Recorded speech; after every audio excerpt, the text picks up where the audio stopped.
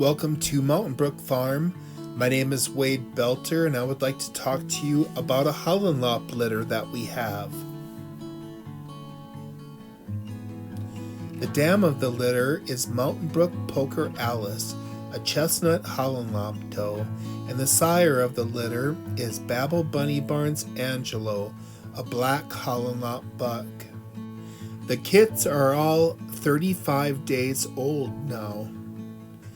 And here is a black otter. Notice the tan in the nose and the white belly. This is from the tan group of rabbits. You'll see tan at the triangle or the nape of the neck, tan or orange, and see the white guard hairs along the side of the body. There is white around the eyes, and there's white inside the ears.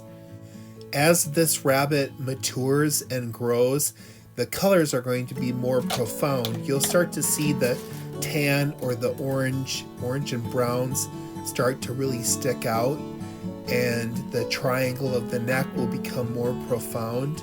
You can see the white guard hairs coming out now, and the white around the eyes, and the chin lacing, and the white belly, and the white inside the ears with a little bit of cream or tan lining the outside of the ear. And you can see that in the nose as well.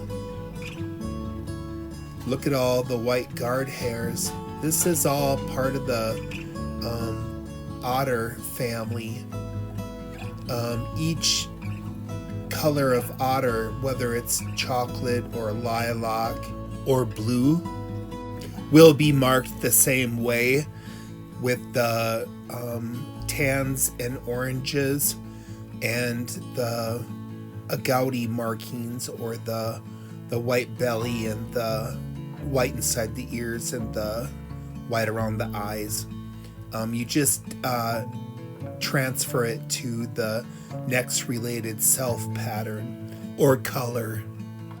Self is a group for varieties, and the colors generally are black, blue, chocolate, lilac. It's a solid rabbit. There's also blue-eyed whites, but when I'm talking about the colors of the black otter, there's also chocolate otter and blue otter and lilac otter and chocolate otter. There are also silver martins, and a silver martin is different from otter. A silver martin will have the chinchilla gene, and it will take the tan and the oranges and it'll turn it white.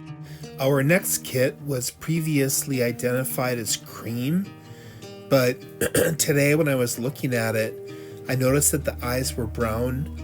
And see how there's black on the nose and black in the ear lacing? Cream is like dilute to orange. So if this was cream, you'd see a lot lighter color. Almost blue would be the color coming through on the nose and ears if it were cream. So I'm going to identify this rabbit as orange, and the definition of orange in the standard of perfection is that the surface color of the body is to be a bright orange on the head, outside of the ears, back, and top of the tail. The color will fade to a lighter orange on the sides and chest. Color is to extend well down the hair shaft to an off-white undercolor. The surface color of the belly, except for the orange lap spots back of the forelegs, inside of the hind legs, top of the hind feet, and underside of the lower jaws, to be white with an off-white undercolor. The inside of the ears, nostrils, and eye circles are to be a creamy white. The eyes are to be brown.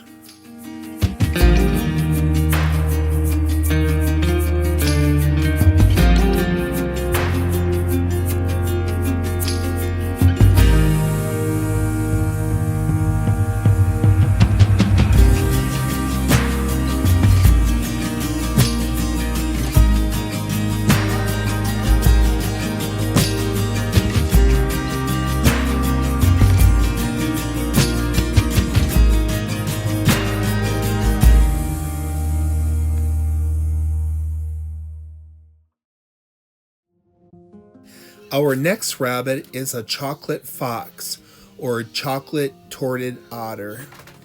And you can see the white belly and the white inside the nose, and you can see the white inside the ears, and the orange at the nape of the neck. Look at the lacing on the ear. I don't see black. It's actually chocolate.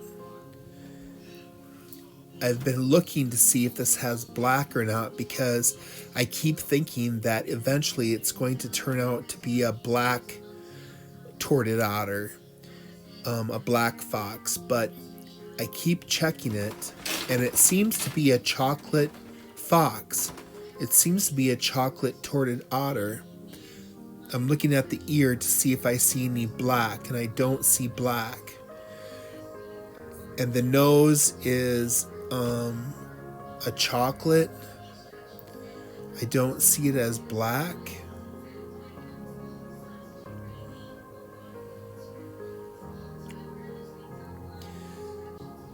And the tail is questionable. I mean, that kind of looks, it's really a questionable color, but I've been identifying it as chocolate so far.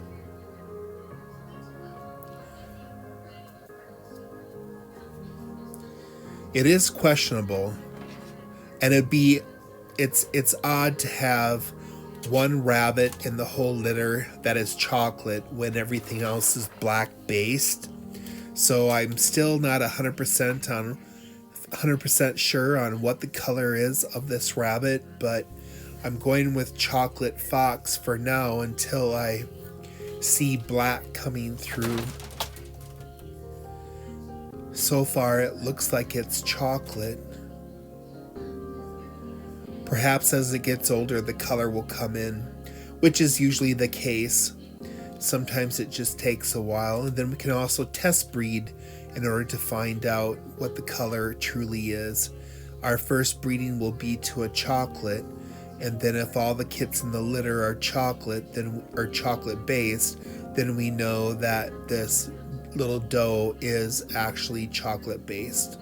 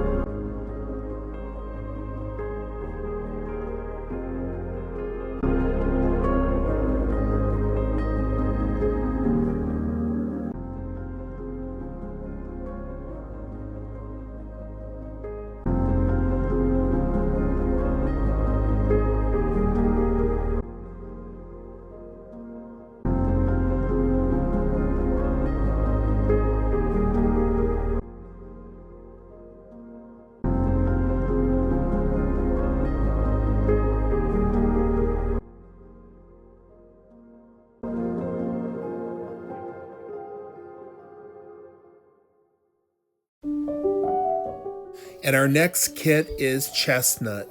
Chestnut is a gouty, so you have a white belly with a blue slate undercolor. and you have white inside the ears. You can have cream and orange and black ticking. See the orange at the nape of the neck, at the triangle, and you can see all of the ticking throughout the coat. We'll look at the ears, and you can see the ear laced in black. See the edge of the ear, which is black? Chestnut is black based. A lot of people consider chestnut to be black when you're using it to breed with. It's dominant over all of the other colors on the A locus. Chestnut is the wild pattern. Chestnut is dominant on each locus. It's a gouty, so it's dominant on the A locus, and it's black based, so it's dominant on the B locus. It's full color, so it's dominant on the C locus. It's dense, so it's dominant on the D locus. And it's full extension, so it's dominant on the E locus. But the question really is, what does it produce? Because it can still produce a dilute, and it can still produce self or otter. I mean, there's a lot of different things that chestnut can still produce depending on what it's bred to and what's in the family pedigree. I had a chestnut doe that would produce one sable in the litter when it was bred to a blue-eyed white, so I really don't know what he was, but I think he was probably seal or black.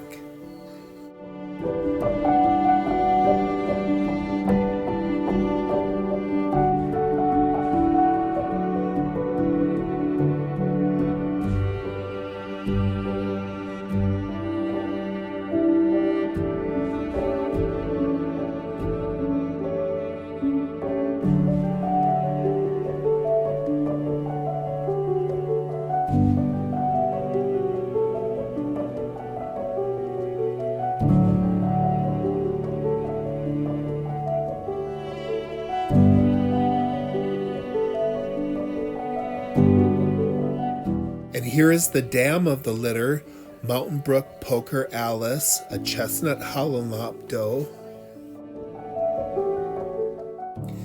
We've reached the end of our video. I hope you've enjoyed following along with us today.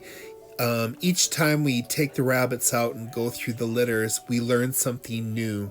So come back for updates. Thank you and goodbye.